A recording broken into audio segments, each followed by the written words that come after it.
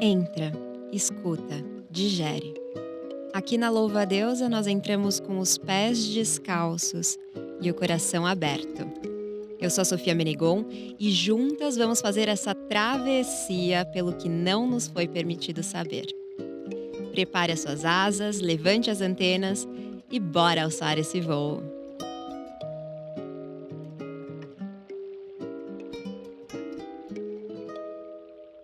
Meu nome é Simone, eu tenho 37 anos e eu saí há pouco tempo de um relacionamento que durou cerca de 5 anos. Foi um relacionamento muito intenso, intenso em todos os sentidos, tanto na parte romântica, sexual, da paixão, como na parte da confusão. Chegou na minha vida num momento em que eu estava muito tranquila, veio que nem um furacão e do mesmo jeito que veio foi embora, sabe? E foi realmente muito intenso e muito bom. Foi um relacionamento que me trouxe as melhores aventuras, as maiores viagens, as maiores situações, né? Eu vivi num relacionamento situações incríveis. Então, existia muito amor, muito companheirismo, a gente se entendia muito. Então, eu falava, cara, é esse, só pode ser. E não foi. Tipo, nós ficamos num relacionamento por 3 anos e meio, aí nós tivemos um problema, terminamos o relacionamento, ficamos 3 meses separados. Depois de 3 meses, a gente voltou a se falar e tal, e voltamos por mais 1 ano e meio, mais ou menos. E para mim, foi o ano e meio mais incrível de todos, assim. Para mim, a gente estava vivendo uma fase muito legal. Só que terminou. E eu acho que, de repente, essa fase muito legal estava migrando para um outro sentimento, sabe? A gente não perdeu o carinho, mas aí aquela coisa daquele sentimento intenso já não existia mais. Você acabou de ouvir um trecho da história da Simone, mas depois dos créditos, ela continua contando pra gente a sua trajetória. Mas agora, vamos falar mais um pouquinho do que a gente mais gosta de falar por aqui, que é o amor? Nenhuma, repito, absolutamente nenhuma das nossas relações é baseada única e exclusivamente no amor. Sim, o conto de fadas é uma mentira. Afinal, o amor não arruma a casa, não faz as compras do mercado, não cuida da nossa saúde. O amor é sim um motivador, uma cereja no bolo e talvez para algumas pessoas também seja a base de todas as coisas que eu te falei agora. Mas sozinho, o amor não pode fazer muito. Insetinha, não é para doer. O amor vai continuar aqui e vai continuar aí também. Mas vamos juntas explorar um pouquinho mais a complexidade e a importância, ou não, desse sentimento. Vem comigo. Hoje eu recebo Bruna Santiago, que é historiadora, doutoranda em sociologia, pesquisadora das relações de raça e gênero no Brasil e Estados Unidos. Seja muito, muito bem-vinda, Bruna! Oi, pessoal. Que prazer estar aqui com vocês. O prazer é todo nosso. Eu estou muito feliz que você esteja aqui, mas também conosco está aqui a psicanalista e terapeuta emocional, cujo trabalho consiste em ajudar as pessoas a se conhecerem e entenderem suas emoções, para que possam se amar e se relacionar melhor com o outro e consigo mesmas. Ela tem mais de 10 anos nos estudos do comportamento humano e quase uma vida inteira no autoconhecimento e na espiritualidade. Gabi Nunes, seja mais uma vez bem-vinda à Louva a Deusa. Eu que agradeço esse convite, agradeço de estar aqui nesse estúdio maravilhoso. Gente, coisa linda. Muito feliz com o convite e por tratar desse tema aí que é tão importante. É importante, eu estou muito feliz que você tenha voltado. Então, quer dizer que foi bom, né? Foi ótimo, foi ótimo. Maravilha. E antes da gente entrar, mergulhar no nosso tema de fato, vamos descobrir aquilo que não nos foi permitido saber no nosso quadro. O que não nos foi permitido saber. Então, vou começar, Bruna. te perguntando se teve alguma coisa que você descobriu na vida adulta ou mais recentemente que mudou o seu olhar para o mundo. Eu acho que a principal coisa que eu descobri é que eu podia fazer algumas coisas sem permissão das outras pessoas. Eu acho que isso foi a maior descoberta, assim, essa independência emocional, que antes eu não sabia e nem tinha construído. Que lindo isso, gente, é muito importante. Essa é uma grande descoberta mesmo, viu. E Gabi, e você? O que que não te foi permitido saber, mas você descobriu mesmo assim? Olha, muitas coisas, mas uma que pegou forte, assim, pra mim, e ainda me pego olhando pra isso, é que não existe príncipe encantado. Outra descoberta boa da gente fazer e importantíssima, principalmente quando a gente está falando, então, de relacionamento, que é o que a gente vai falar. Aliás, o tema de hoje é polêmico, mas eu vou te convidar, Insetinha, a deixar sua malinha de certezas do lado de fora e voar para essa reflexão com a gente com mais leveza. Combinado?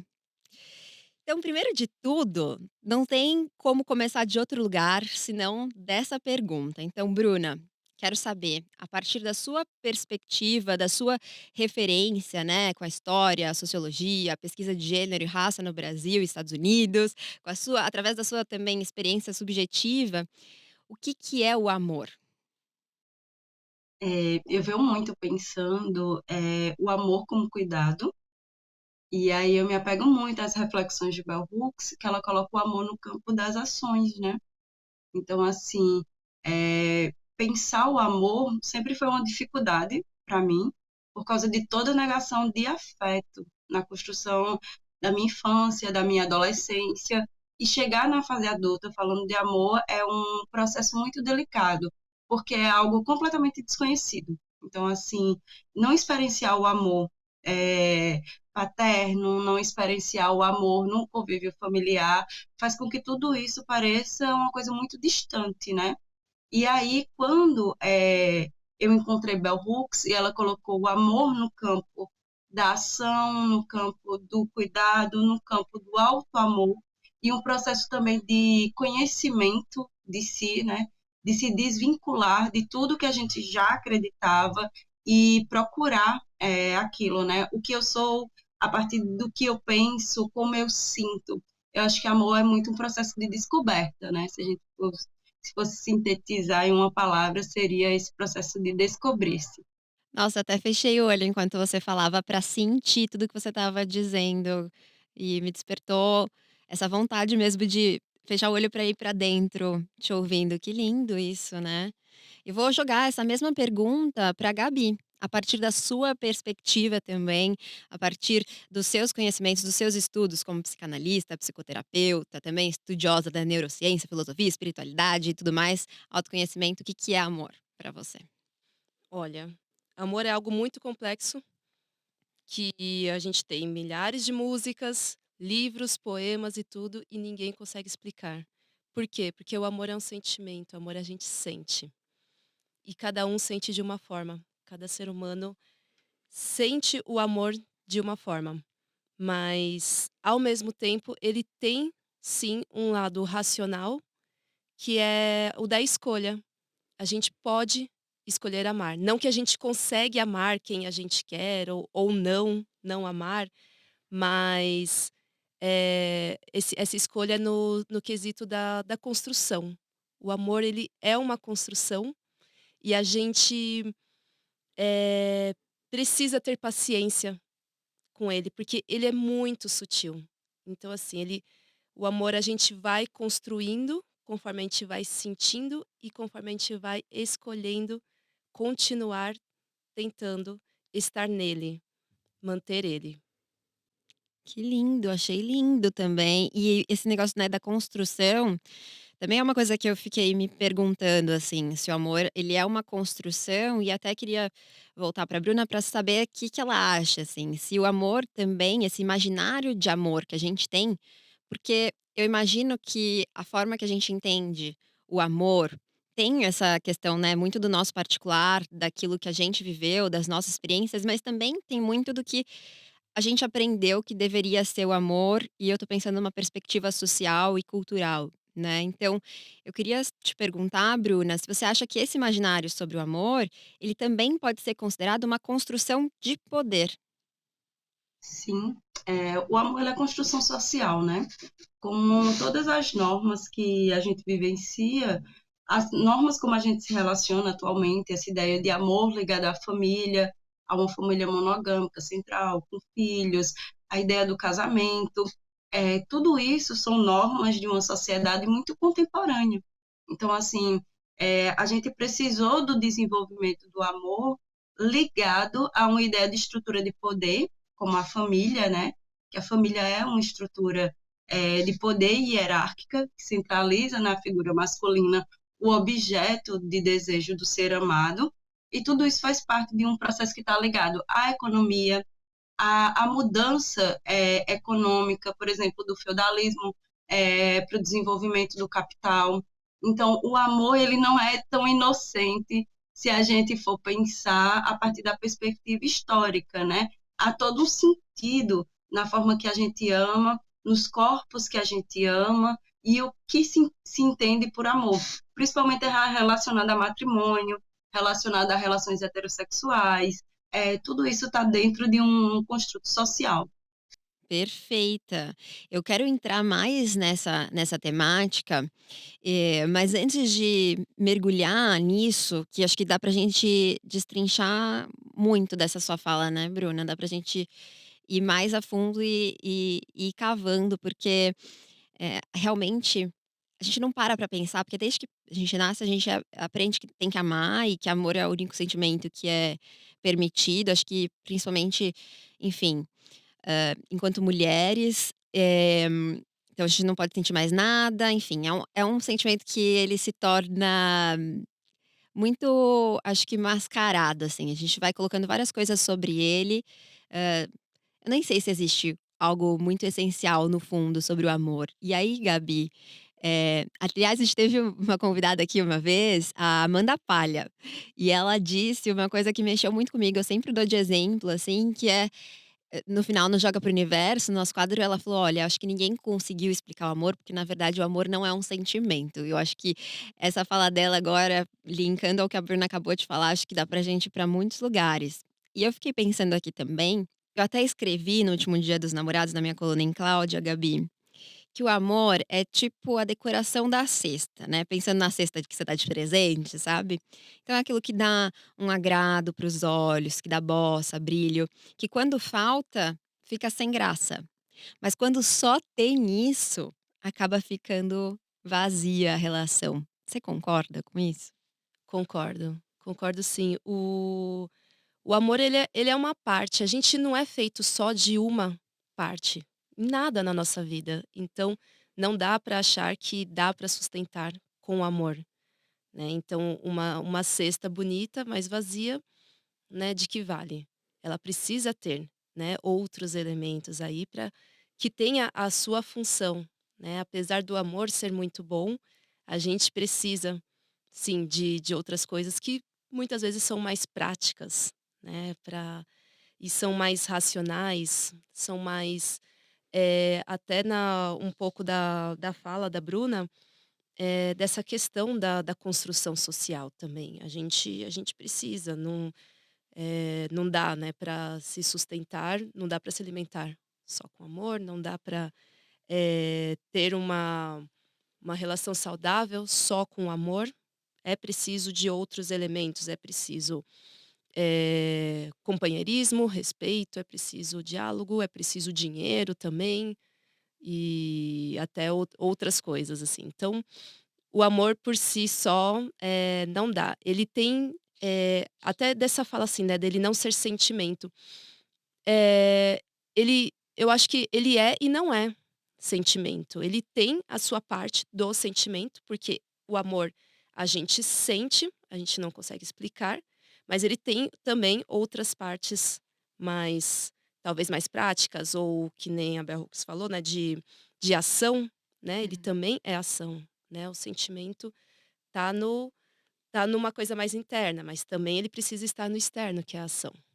A gente precisa sentir, e às vezes eu sinto também que a gente sente através daquilo que é feito, né, daquilo que é realizado, que é colocado em prática. Então, porque se o amor ficar só dentro da pessoa, a pessoa diz que me ama, e só ficar ali o amor dentro dela sem que ela faça nada a respeito disso, né, então seja demonstrando, seja construindo comigo, seja me respeitando, me considerando, aí de nada me adianta esse amor, né, esse amor não me é um adianto muito grande, né.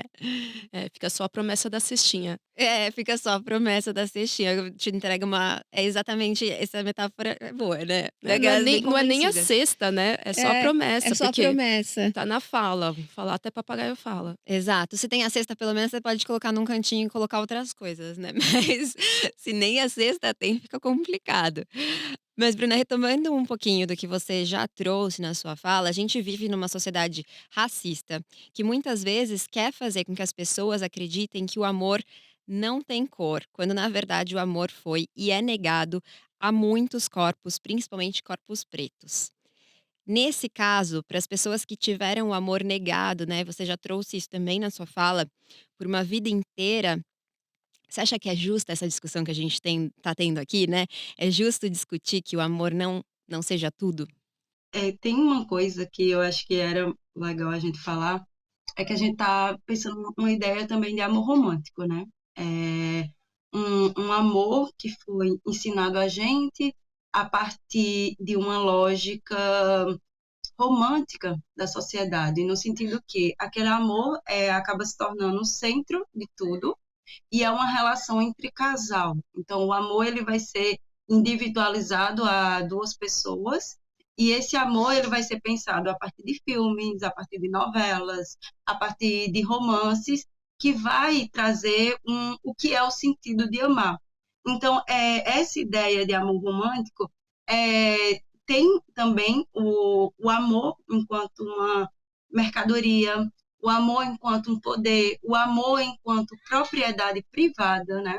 Então, se a gente pensar como se estabelece as relações das famílias, a mulher branca dentro da casa, cuidando dos filhos, fazendo toda aquela parte do trabalho não remunerado, e aí a Silvia Friedrich, ela coloca, né, que o que a gente chama de amor é trabalho não remunerado, porque tudo isso está dentro dessa lógica de reprodução do capital, os cuidados da casa, os cuidados do homem, os cuidados das crianças, essa gestão de mundo, né? Também esse lugar da limpeza, do cuidado. Então, essas mulheres não recebem nada em troco disso em nome de um amor. E aí, dentro dessa lógica que se estrutura essa família, a mulher negra não está nesse lugar. Porque para a gente, por exemplo, eu estou pensando aqui especificamente a mulher, né, um olhar partindo do gênero, mas se a gente for pensar a estrutura colonial, ela coloca essa mulher branca como o objeto a ser cuidado. Vai ser aquela mulher que vai estar dentro da casa, vai ser aquela mulher que vai estar cuidando da família, em um sentido assim mais aberto, porque dependendo da classe social, quem faz todas as atividades domésticas vão ser mulheres negras escravizadas, e essa mulher também vai ser cristalizada. Então, vai recair sobre a mulher branca um estereótipo de pureza, de pureza em todos os sentidos que você pensar, do pensamento, do sexo, do comportamento, porque o amor também é controle, né? O amor, ele vai, a lógica do amor romântico, ela vai ser o controle do corpo dessa mulher. Então, essa mulher vai ser vista como aquela do lar. Em contrapartida, a gente vai ter aquela que sofre a violência sexual nas plantations, nas fazendas, aquela que tem seu corpo colocado enquanto uma mercadoria. E a gente pensar que uma pessoa escravizada, ela não era sujeito, nem dentro do campo do direito moderno. Ela é propriedade. Então, se algo é seu, você pode utilizar da forma que você quiser. Então, os abusos eram justificados. E aí, inclusive, a Angela Davis diz que é no período colonial que a gente tem uma licença para estuprar. O estupro acaba sendo legal, porque não tem nenhum tipo de punição para esse ato, porque é um corpo de um escravizado.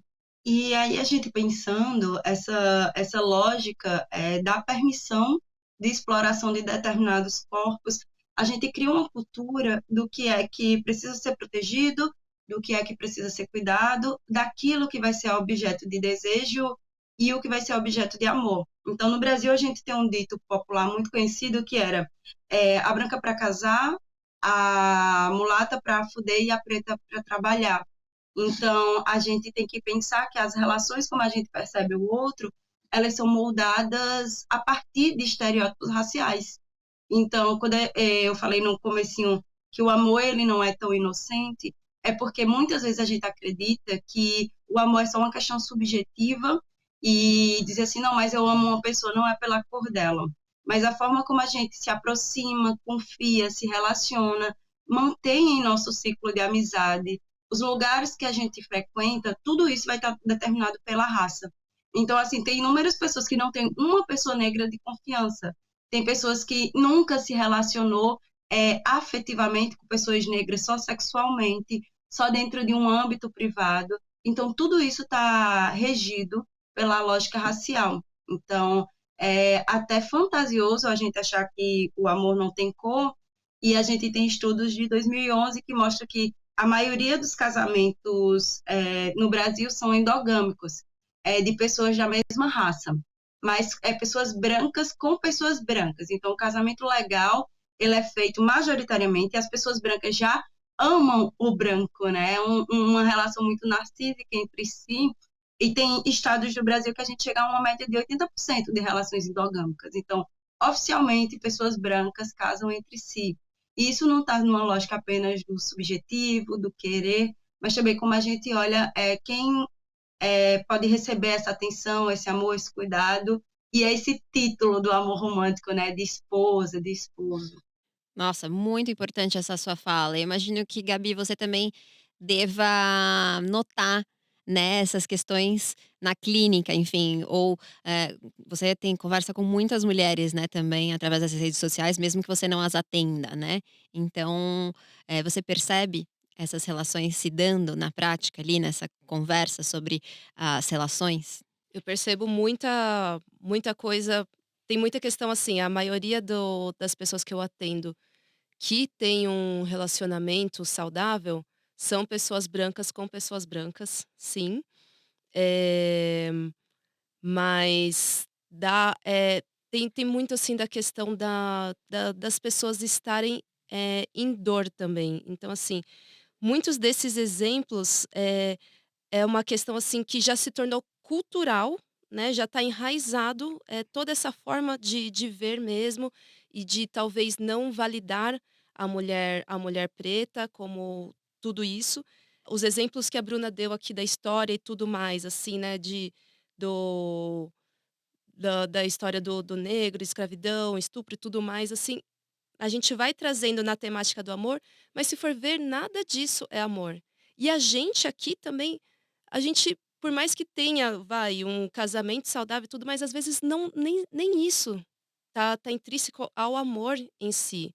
Tá intrínseco a outros interesses. Aí tá intrínseco a desejos também, né? Muito do que ela trouxe da história tá muito junto com desejos e a forma de ver, né? O desejo também a gente consegue moldar culturalmente, né? E até por isso que em certas sociedades a mulher preta ela é vista como, né? Tipo, sai daqui, você não presta para nada. Mas tem outros lugares que ela é vista como um objeto de desejo, Uhum. né, e isso é cultural, mas nada disso ainda é o amor. Eu acho que, assim, na minha visão sobre o amor, já trazendo isso, eu ia pôr mais para o final, mas eu acho que tá vindo de falar agora, a gente, assim, amar como um amor mesmo de uma maneira, eh, realmente, assim, mais profunda. Eu acho que são poucos os seres humanos que conseguem chegar nesse amor que ele é mais sincero, que ele vem, assim, de dentro de uma maneira forte. Eu acho que ele é muito mais possível dentro de uma relação mãe e filhos, né, a mãe com os filhos, que é um amor mais, verdadeiro, do que do nosso, que na sociedade ainda está junto com muitos interesses, né, ainda precisa preencher muita cestinha, né, Uhum. para ter uma validade, assim, é uma questão muito delicada e complexa de se explicar, assim. Você acha que nessa busca porque parece que nas relações a gente, quando a gente fala, né, de relacionamento romântico afetivo, assim, virou uma coisa, né, que eu sei que é uma ideia que foi colocada, né, porque antes o amor nem entrava nessa conta do casamento necessariamente, né. Mas, desde que entrou o amor para essa conta, eu sinto que a gente vai inicia relações pensando: "Ai, mas o que importa é o amor. Ah, se vocês se amam". Outro dia eu ouvi inclusive da minha terapeuta, eu faço terapia de casal. Ela até falou isso: "Ah, mas se vocês têm amor, então já meio caminho andado". Isso me incomoda bastante, assim, porque eu sinto que não é nem meio, nem o primeiro passo eu dei só se eu tenho só o amor, sabe. E eu fico pensando se por conta dessa ideia, né, do amor, a gente não acaba negligenciando a nossa individualidade, né, as nossas demandas e outras coisas que também são essenciais para o amor, sabe. Por essa noção de que: "Ai, o amor é tudo. Sim. All we need is love". Exato, a gente acaba muitas, muitas vezes negligenciando quem a gente é, as nossas vontades e até sonhos e outras coisas. Tudo isso tem que ser pesado, tem que ser colocado numa balança para para que seja saudável e para que não a longo prazo nos traga prejuízos, né, prejuízos como, eh ou a perda mesmo do afeto com a pessoa, perda de interesse, ou então a perda de nós mesmos, né, da gente se perder de quem a gente é, do que faz sentido pra gente. E a gente acaba romantizando e às vezes abrindo mão de muita coisa, porque: "Ah não, é amor. Ah não, tô aqui com essa pessoa, tenho que fazer isso, tal". E não necessariamente. Isso a gente tem que tomar muito cuidado, porque pode cair muito na questão da dependência emocional. Né, só pautando aqui um pouquinho para explicar, a dependência emocional esse termo ele surgiu através do grupo do AA, né, que fizeram um estudo, assim, das pessoas, não só as que eram, que tinham algum vício, que faziam parte desses grupos, mas também das pessoas que cuidavam delas. E foi percebido um padrão entre essas pessoas que depois começaram a chamar de codependência emocional. Então, o que que eram? Essas pessoas que cuidavam dos dependentes químicos, elas tinham uma codependência emocional. Elas faziam de tudo para ajudar esse dependente, para que ele continuasse dependente desta pessoa emocionalmente. Então, elas tinham essa necessidade de, às vezes, abrir mão da vida delas para ajudar o outro, para estar para o outro. E o outro ficava num papel quase como de, digamos, vítima, para que ele continue recebendo alguém que possa ajudar ela. Em ambos os casos, são pessoas que estão fugindo das suas dores. Então, a dependência emocional, às vezes, a gente confunde com amor, mas na verdade a gente não está a gente está se pautando em outra pessoa para não sentir as nossas feridas emocionais e achando que aquilo é amor. Então, um fica lá sugando do outro e o outro fica dando o tempo todo e querendo que ele continue nisso, para que não olhe para suas feridas, né. Aí tem outros exemplos, outras coisas, mas só para dar uma pincelada. Mas é muito interessante essa coisa da dependência emocional mesmo. Eu ia perguntar também pra você exatamente isso, assim, se podia ter, alguma relação, assim, se por a gente achar até do princípio da escassez, né, aquela ideia de que por a gente achar que o amor é tudo que a gente tem, então a gente deve se agarrar a ele, né. Eh, e aí, voltando um pouquinho na Bell Hooks, Bruna, né, que o amor deve ser antes uma ação, né. A gente foi ensinada, eu acho então, eu queria te perguntar isso, a gente foi ensinada a agir de uma forma que não é mais adequada, né. Se a gente está vivendo o amor de uma maneira que a gente já está entendendo aqui, conversando que essa nossa ideia do amor, ela talvez seja até nociva, né, então isso quer dizer que a gente aprendeu a amar, né, ou a agir de uma forma que não é mais adequada? Sim, de forma geral, a gente foi muito condicionado a relacionar amor à submissão, né? Então, assim, o padrão de relacionamento que a gente vem tendo é aquele amor que se sacrifica, aquele amor que abre mão das coisas, aquele amor que só pode existir e se realizar junto a uma outra pessoa. A gente não pensa amor no sentido comunidade, a gente não pensa amor no sentido das relações mais amplas, né? Então a gente foi aprendendo, principalmente nas mulheres, que o amor é um eterno sacrifício. Então a gente pode perceber que em inúmeras falas a gente está sempre falando do amor como aquele lugar que a gente vai ter que abrir mão de sonhos, abrir mão de projetos, aquele amor que vai ter que ser compreensivo, compassivo, tal qual a Bíblia, né? Que o amor tudo suporta, tudo crê, e isso está muito enraizado. Então, isso afeta de uma forma que a gente só acha que está vivendo o amor quando a gente está num processo de privação, quando está num processo de ciúme, quando está num processo de uma coisa até um pouco obcecada, né? Às vezes a gente é obcecado pelo nosso parceiro, ou nossa parceira. A gente não consegue passar um dia sem falar, sem ver, sem saber como é que aquela pessoa está o tempo todo. E isso, às vezes, não é apenas o campo do cuidado. É um campo que mexe com nossas inseguranças, porque se a gente vive em função de uma relação, a gente sempre vai estar tentando atingir expectativas irrealizáveis.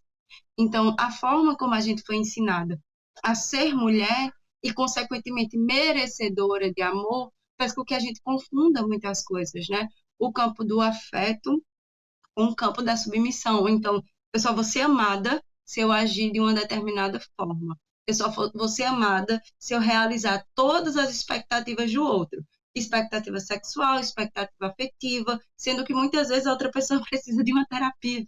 A outra pessoa tem vários problemas que ela precisaria tratar e a gente tenta suprir todas essas necessidades porque a gente foi ensinada a servir.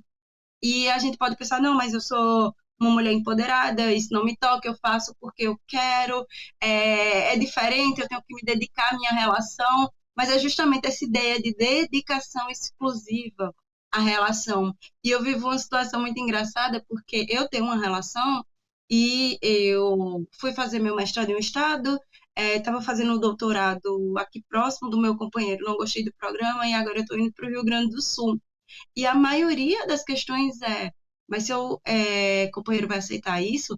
Ah, se fosse minha mulher, eu não aceitava esse tipo de coisa. E assim, é meu crescimento profissional, é minha carreira, e muitas pessoas estão preocupadas assim, com a ideia de relacionamento que teria que me privar, que me colocar de escolha. E quando eu digo, não, ele me incentiva a ir para longe, porque sabe que é melhor para minha pesquisa, muitas pessoas ficam em choque. Não, então é porque vocês não se gostam. Vocês não se amam o suficiente. Então, essa ideia de eu teria que abrir mão da minha própria carreira para corresponder à ideia afetiva da sociedade, eu acho que é um exemplo interessante, porque pondera, né? Tira tudo, tira o afeto, tira o dengo, tira o companheirismo, a confiança, o apoio ao sonho do outro, e reduz por não estar aquela presença constante, só seria amor se eu me sacrificasse de algum modo. Então, essa ideia é muito nociva, porque em muitos momentos a gente sofre violência doméstica e acaba dizendo, não, mas foi um equívoco, ele me ama, a gente cai num campo de ter que abrir mão de muitas coisas. Então, assim, uma mulher pode dizer, não, mas eu escolhi cuidar da minha família. E sim, você pode ter escolhido cuidar da sua família, porque isso também é uma escolha individual, mas em algum momento, se você fizesse uma coisa que não fosse cuidar da sua família, qual seria a reação do seu companheiro, sabe? Então, assim, é sempre a gente problematizar esse lugar que a gente se conformou muito rápido. Então, a gente, com 20 anos, a gente está pensando em um relacionamento para um noivado, para um casamento, como se isso dissesse que a gente foi bem-sucedido em vários campos. E aí, os outros laços. Eu tenho várias amigas heterossexuais que saem dos relacionamentos sem amizades, porque os companheiros não gostavam, porque essas mulheres não saíam só durante o relacionamento. Então, você é privada de ir no restaurante, você é privada... Eu estou falando assim, extremo estudar, né? Estudar, trabalhar, mas tem mulheres que não vai no restaurante só. Tem mulheres que não encontram suas amigas só. Tem mulheres que não têm um ciclo social de vida longe do companheiro. Se essa relação acaba, o que é que fica? Então a gente acabou naturalizando. E aí muitas mulheres respondem, mas eu também não deixo ele sair só. E assim, você também está doente. Você também está num processo que precisa rever sua ideia de confiança, de companheirismo, de afeto, né? Porque é viver um cárcere a dois. Então, a construção social do amor romântico, e aí eu falo muito do amor romântico, porque não engloba todas as formas de amor, nem do afeto, mas essa forma, o amor romântico é a forma como a gente foi ensinada a viver em função do outro, né? Então, a gente vive em função do outro dentro de uma lógica heteropatriarcal. E isso é muito violento quando a gente para pensar nas consequências, que a gente às vezes acha que é só uma simples escolha, mas só que para a gente escolher aquilo, a gente foi conduzida, né, a pensar que aquilo seria a receita da felicidade. E sempre que a gente procura realizar nossa felicidade no corpo do outro, isso vai causar frustração, porque ninguém vai corresponder 100% às nossas expectativas, até porque a gente está falando de relações humanas. Então, tudo isso acaba sendo um reflexo dessa construção social. E enquanto você falava, Bruna, eu fiquei aqui pensando em mim, na minha relação, nas relações que eu tive antes, na relação dos meus pais, né. Eh, que, enfim, são os mais as relações, né, romântico-afetivas mais ligadas a mim, que eu consegui vivenciar e observar com maior riqueza, assim, né, de detalhes, de sensações e tudo mais. E a primeira coisa que me veio foi um medo, a gente tem um medo de, né, quando você fala: "Ah, vou estudar lá no sul, não sei o quê". Eu fiquei pensando: "Caramba, eu já abri mão de muitas coisas porque eu tinha medo de perder a outra pessoa", sabe. E uma outra coisa que eu fiquei pensando exatamente nisso, assim, demorou muito tempo para que eu entendesse que o amor não era esse lugar que a gente tinha que se manter juntos a todo momento, ou então acabaria, assim, né. E acho que muito por conta desse medo também, mas muito também por conta dos exemplos que eu tive, né. Na minha casa, eh, o o amor ele foi ensinado como esse lugar de total prisão mesmo, assim, uma prisão de tudo, assim. Eu cresci me sentindo aprisionada e, inclusive nessa relação de filha, mas depois, quando eu fui ter as minhas relações, eu me vi reproduzindo essa mesma noção, assim, né. Eu cheguei a ser uma pessoa muito abusiva em outros relacionamentos, e foi preciso muita terapia, de fato, e muito trabalho para que eu conseguisse enxergar novas possibilidades. E eu confesso que eu tô nesse processo ainda, né, acho que muitas das nossas insetinhas, muitas das nossas ouvintas, quando elas ouvem a Bruna falar e vários outros episódios em que a gente traz essas novas perspectivas, né, para o amor, dá um frio na barriga, porque é um lugar desconhecido. Talvez a gente tenha um medo até dessa liberdade, agora me veio. Faz sentido isso, Gabi? Dessa liberdade em qual Essa liberdade sentido? de da gente, amar sem precisar. Aliás, a gente vai ter episódio sobre amores livres aqui nessa temporada, mas, essa possibilidade de eu simplesmente ser, de eu conquistar as minhas coisas, de eu sair, de buscar os meus sonhos, enfim. Será que existe até medo até disso? Sim, existe, porque, eh, o que a gente está falando aqui de tudo e o que a Bruna trouxe aqui, tudo está relacionado com a dependência emocional, Uhum. né. A dependência emocional, ela está nesse negócio de estar junto, de ter que fazer isso, aquilo, e tá atrelada ela está atrelada ao medo. O medo governa muito as relações até hoje e vem de geração em geração, né, por isso que está intrínseco na nossa cultura, né, e por isso que a gente acredita que, ai, tem que ficar junto, tem que não pode, né, ir estudar em outro estado, porque senão você pode perder, porque senão não ama, como consegue ter esse desprendimento, né, então significa que não tem amor, tal. E tudo isso está relacionado com essa dependência.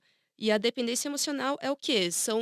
Ela vem, ela parte de uma infância que, faltou algo, né, faltou, afetividade, faltou carinho, atenção ou validação de sentimentos ou de ser quem você é.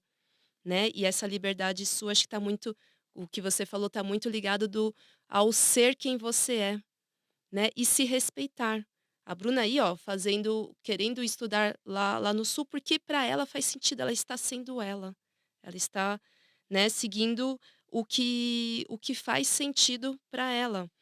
E isso e fazer isso, né, estando dentro de uma relação, é uma prova de amor gigante, porque você tá lá fazendo sendo você, né, e podendo correr o risco de estar longe e acontecer algo, como as pessoas, né, por fora dizem.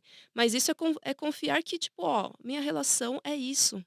Ela não vai, se é amor, se é uma relação real aqui, ela não vai se destruir porque eu tô indo estudar em outro estado, ou não vai se destruir porque eu estou fazendo as minhas coisas, ou estou dizendo não para o meu parceiro porque eu não quero ir para este lugar que não me agrada, Uhum. né, ou estou dizendo sim para mim porque eu quero sim sair, com as minhas amigas sem parceiro nenhum, né, quero fazer as minhas coisas.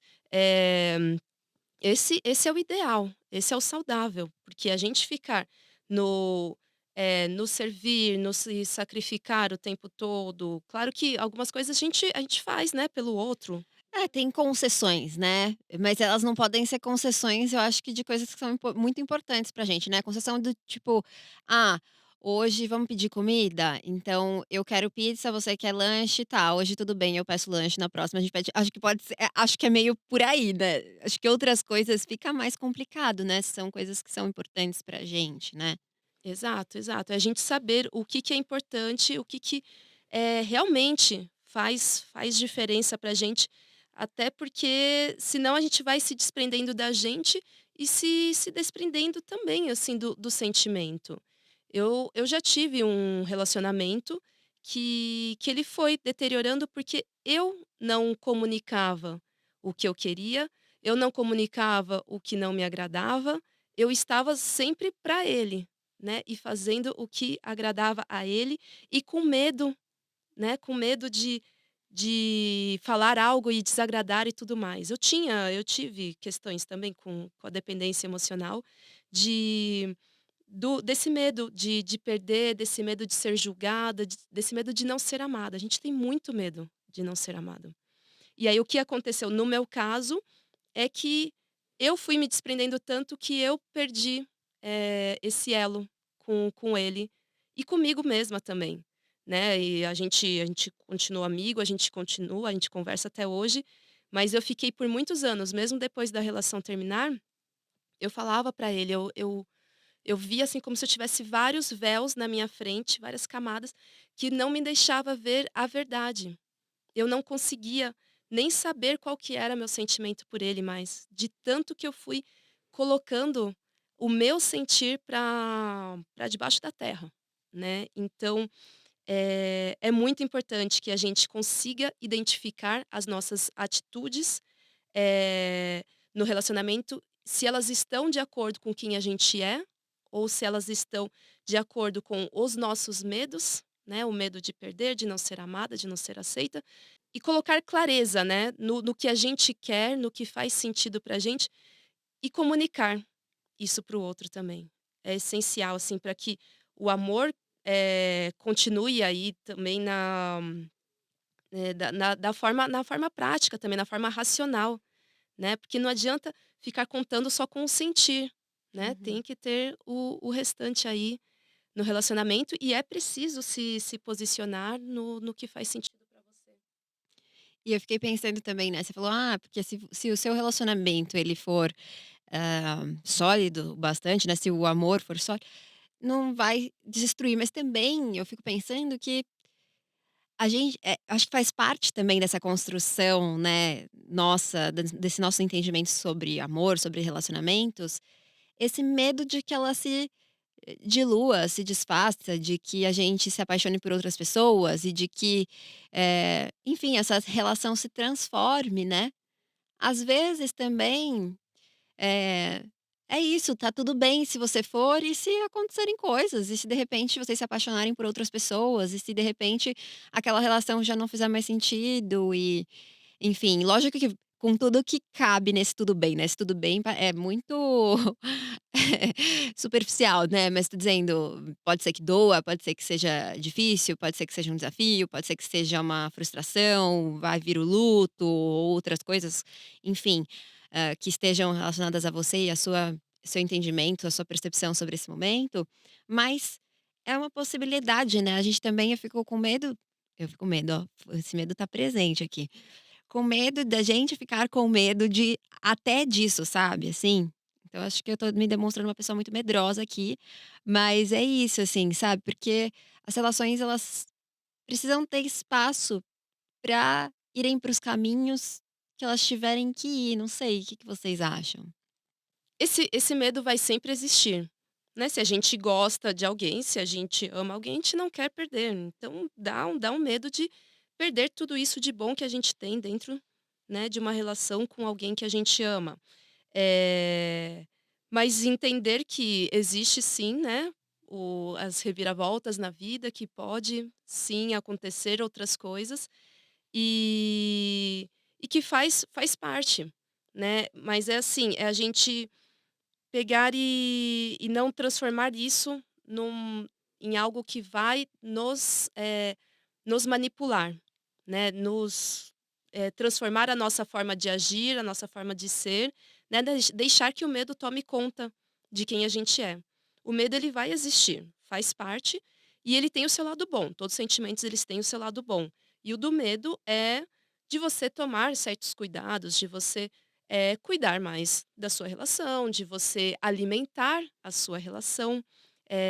Inclusive o ciúme, né, que as pessoas olham tão ruim para ele, tão mal para ele, também tem esse lado positivo, que é o lado do cuidar. Você sentir o ciúme tá junto com uma insegurança, né, então você e tá junto com o medo, olha só, os 3 estão caminhando juntos. Eh é você ver que existe, que pode sim ter uma possibilidade das coisas mudarem, de você perder e tudo mais, e você cuidar, né, mas não cuidar de uma maneira também que desequilibre, né. Mas é o cuidado de, como uma planta, você ir lá e regar, né, um pouquinho sempre, nada de dar água demais e nem dar água de menos. Cada planta você vai cuidar de um jeito, e cada relação também. E aí você ir sentindo e construindo junto, e dialogando e vendo qual que é a melhor maneira de vocês cultivarem, né, para se manter isso, e não trabalhar diante de um medo, né, porque diante do medo a gente deixa de ser a gente fica, entra em paranoias, a gente nossa, ele modifica tanto a gente, assim, se for ver, não só na questão do amor, mas em tudo, né. Na sociedade. Ele rege muito a nossa vida e a gente nem percebe muitas vezes, mas tá.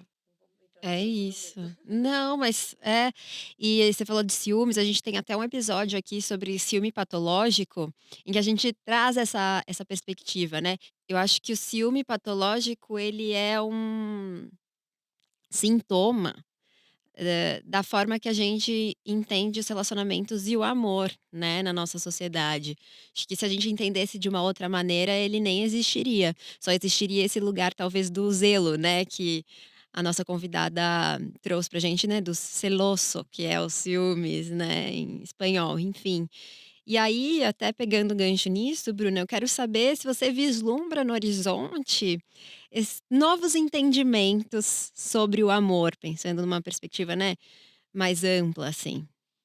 Eu acho que, assim, ao menos no campo do feminismo negro, tem uma preocupação muito grande, né, sobre as ideias de afeto. Inclusive, esses dias, eu e uma colega da sociologia, a gente ministrou uma atividade chamada Vivendo de Dentro, que é a perspectiva do afeto a partir de outros olhares, né? Como ama outras sociedades, o que seria esse entendimento do amor de uma forma também da comunidade, né? Sem, não necessariamente abrindo mão de relações, aqui não é uma questão de monogamia ou não monogamia, mas não um amor centralizado em uma única pessoa. Como a gente pode experienciar o amor de diversas formas? Então, eu acho que, assim, no campo do feminismo negro, a gente tem mulheres muito preocupadas com amor, com erótico, com a realização da mulher enquanto sujeita, que vem pensando como a gente precisa se desprender dos padrões de estereótipos que foram colocados sobre a gente, para a gente poder gozar da condição de humanidade, né, que toda pessoa tem, não como uma pessoa que está reproduzindo só padrões de comportamento. Tem um livro da Bell Hooks que infelizmente ainda não foi traduzido no Brasil, mas que o primeiro capítulo é sobre performance. Ela coloca como a gente foi ensinada a mentir. Então, assim, a mentira em alguns momentos é uma forma de resistência, pensando mulheres negras dentro de uma sociedade colonial, e aí ela traz exemplos da escravização e também de mulheres que estão em serviços, como empregadas domésticas, nossa relação no mundo branco, como a gente aprende a performar. Então, a gente aprende uma forma de falar, uma forma de vestir, uma forma de se portar, que muitas vezes não é o que a gente é, mas a gente tentando se aproximar do padrão da branquitude. E aí ela diz que essa performance toda afeta a nossa subjetividade, que chega um momento que a gente está vivendo mesmo em função de tentar se enquadrar em algo que muitas vezes não nos realiza.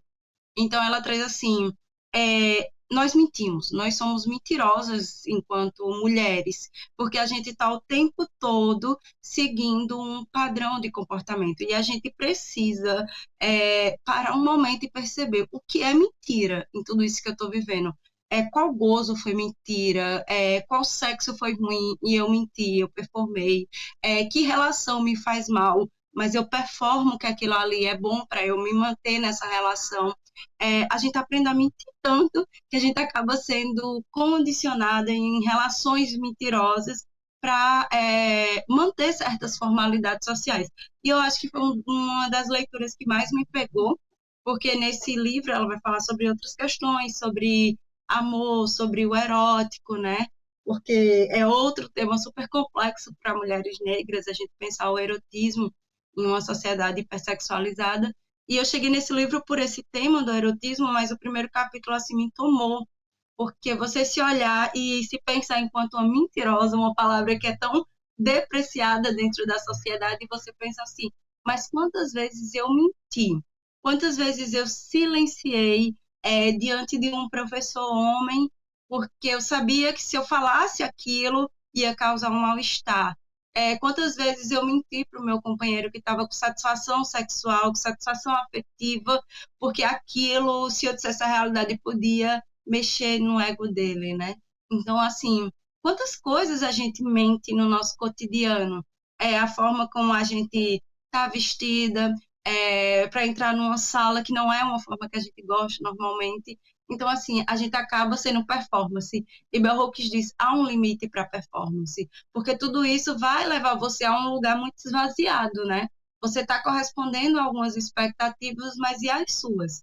Inclusive questionar quais são suas expectativas, né?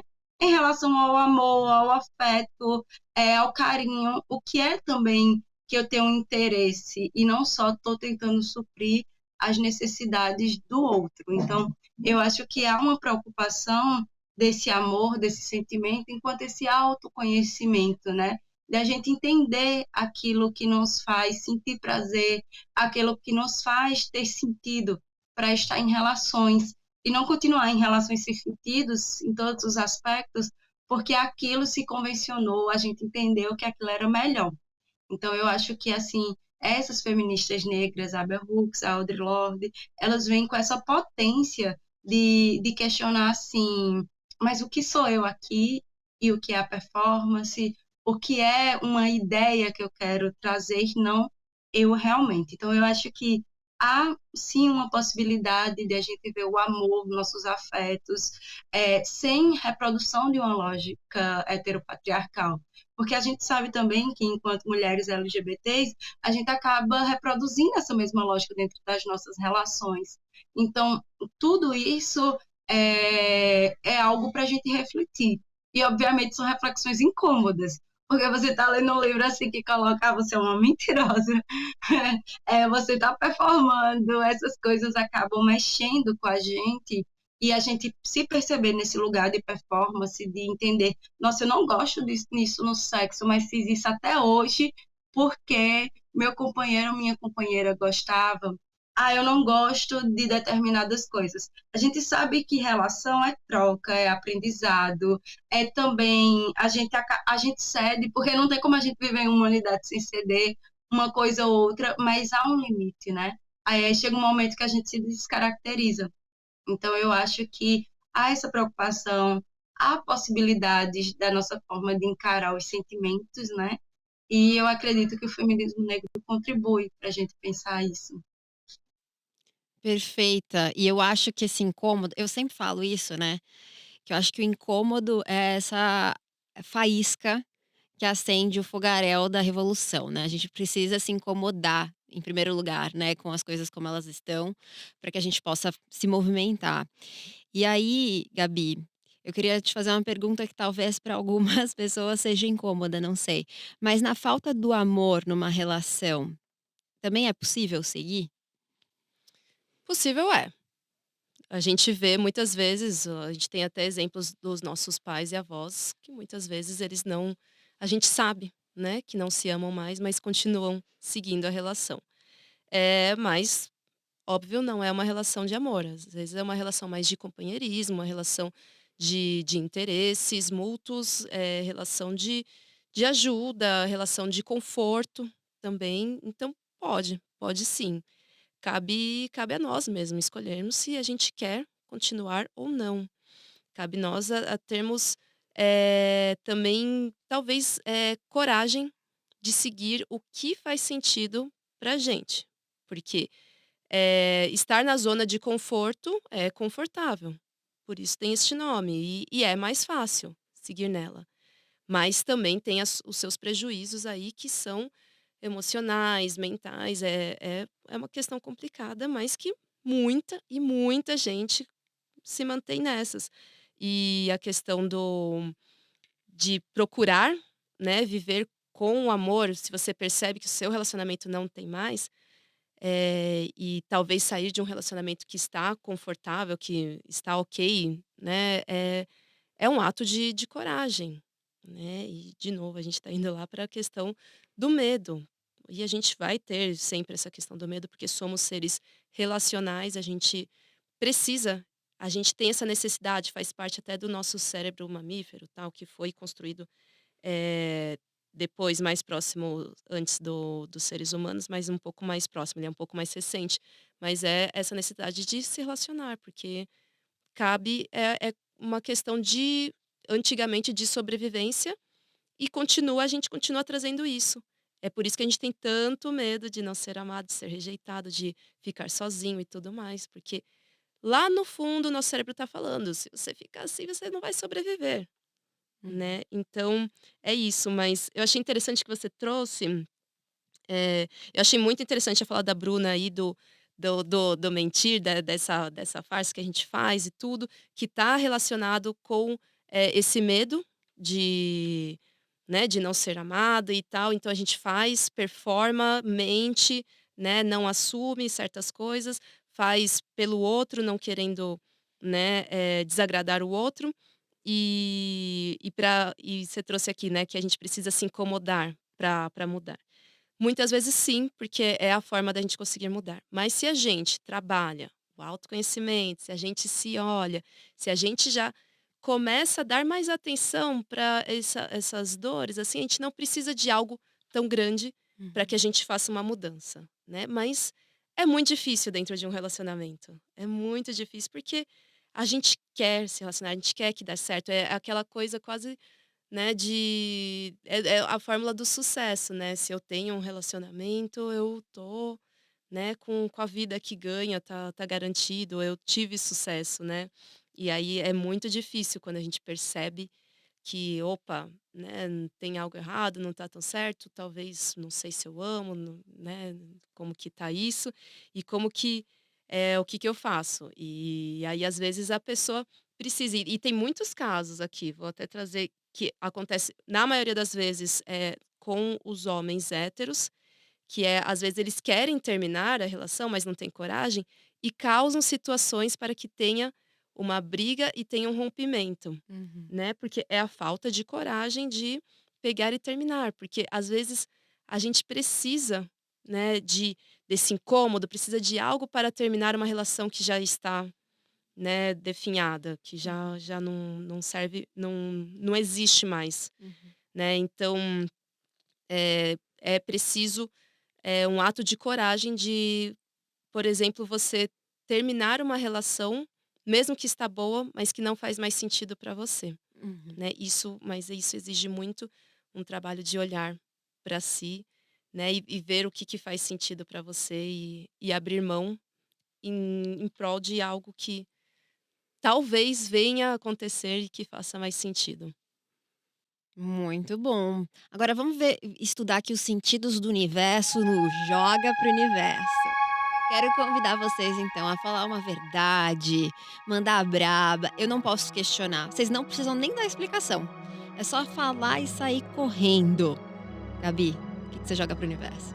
Eu jogo para o universo que muitas vezes a dificuldade que você tem de esquecer alguém, de desapegar de um amor ou uma paixão, não está ligada, necessariamente com a pessoa, e sim com o que essa pessoa fazia você sentir. Então, desapega dessa pessoa, porque você está apegada ao que você sentiu por ela, tá? E vai ver se você consegue trazer isso para você, você se dar esses sentidos que você tinha com essa pessoa e desapega dela. Maravilhosa, vamos desapegar. E Bru, e você? O que você joga para o universo? Olha o amor com menos inocência. Eu acho que essa é o ponto. Tente olhar o amor por outras perspectivas, além de uma individual, subjetiva, né? Pensar tudo que está ali naquela ideia que você tem sobre amor. Muito bom. Vamos tirar a inocência, vamos olhar com coragem, né, Gabi, também, para esse assunto. E que bom que vocês voaram comigo pra gente falar sobre esse assunto que é polêmico, é gostoso, é importante, é sério, enfim, e que abre, espaço pra gente pensar em várias outras coisas, né. Então, queria te agradecer, Gabi, por ter vindo até aqui, por conversar comigo mais uma vez e pedir para você deixar o arroba para as nossas insetinhas. Ah, eu que agradeço, foi muito bom o papo, vieram muitas coisas.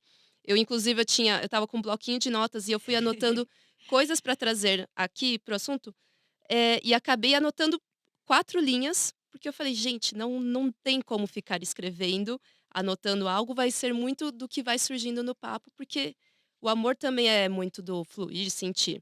E aí, Sim. com as conversas, foi vindo tantos insights que agora eu preenchi os 2 lados aqui, ó, do do das minhas anotações e voltei com muito mais coisa. É sempre muito bom, assim, conversar com você, ouvir seus podcasts e tudo mais, assim, porque eu eu aprendo, eu penso, eu internalizo e entendo muita coisa aqui. Então, muito obrigada por essa oportunidade, foi muito bom.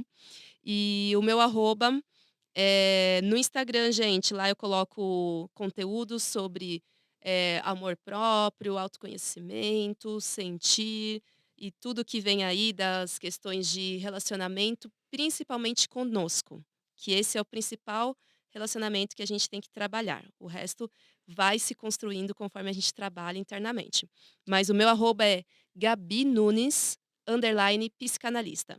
Maravilhosa. Olha, é recíproco, viu? A gente aqui tá sempre aprendendo e construindo e desconstruindo e entendendo novas perspectivas. Acho que essa busca eterna que dá louva a Deus é pelo que não nos foi permitido saber é sobre isso. E Bruna também me ajudou muito já a olhar para outros lugares que eu não tinha olhado antes. Quero te agradecer muito por ter topado conversar com a gente. E pedir também para você deixar seu arroba, enfim, como as nossas insetinhas chegam até você. Ah, eu que agradeço. Foi um prazer estar aqui aprendendo. É uma área que eu me interesso muito, é da psicanálise, porque eu acho que dialoga muito com a história, né? Principalmente em relação às mulheres negras. Então, tá nessa troca é muito bom, é uma oportunidade muito especial.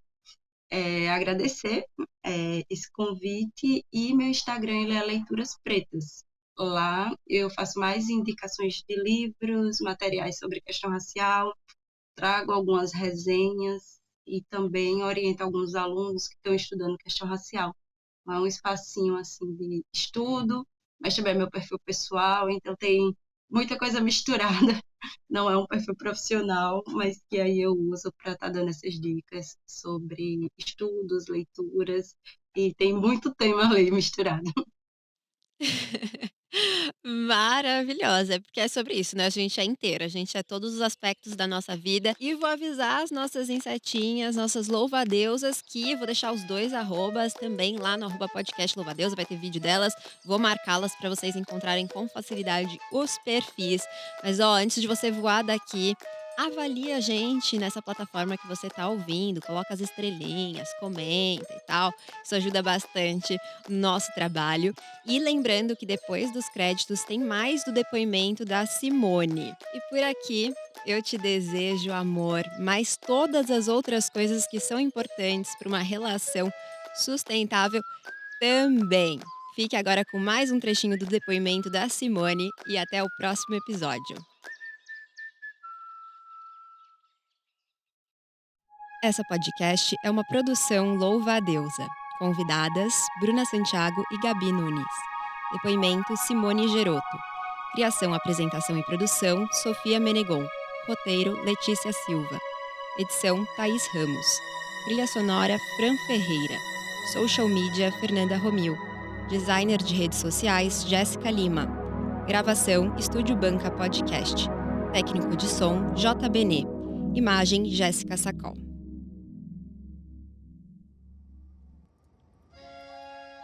A primeira coisa que mudou foi a parte sexual. Eu acho que perdeu-se um pouquinho daquela intensidade, aquele tesão, aquele desejo, perdeu-se. Só que o carinho ficou. A parte sexual é muito importante, né, num relacionamento. Senão vira o que a gente virou, viramos amigos. São pessoas que se amam, mas não estão envolvidas. E foi fácil? Não foi. Tipo, teve todo um processo de luto, teve toda aquela coisa de você se acostumar com uma rotina. E aquele sonho que eu tinha construído de agora, tipo, agora vai. Aí eu falei, putz, vou ter que dar um passo atrás e não é agora vai. Mas isso para mim também foi muito tranquilo, porque eu gosto muito de mim, sabe? Da minha companhia. Então, tipo assim, foi uma pena, porém, vida que segue, né? E aí a gente se afastou, ficamos vários meses sem se falar, porque assim, foi tranquilo? Foi, mas teve todo aquele draminha, né? Tipo, não quero mais você nas redes sociais, então tá, vai você pro seu lado, eu vou ficar pro meu. Mas depois de uns meses, ele me procurou com uma proposta muito interessante, assim, com essa proposta de parceria de trabalho, de construção de um sonho profissional ali. Então, hoje nós somos muito mais que amigos, nós somos parceiros e sócios num empreendimento que está super fluindo. Eu acho que hoje é para sempre. O que a gente está construindo, os planos que a gente tem, para mim, são para sempre, né? Pode ser para sempre por um ano, pode ser para sempre por uma vida, mas é enquanto fizer sentido para a gente, né? Tanto para mim quanto para ele, enquanto isso fizer sentido. Quando não fizer mais sentido, foi um para sempre que acabou ali e a gente começa outro. Mas nesse momento eu acho que o que a gente está planejando é uma coisa sólida, né? E que a gente vai estar na vida um do outro aí por muito tempo. Só que de outra forma, realmente, sabe?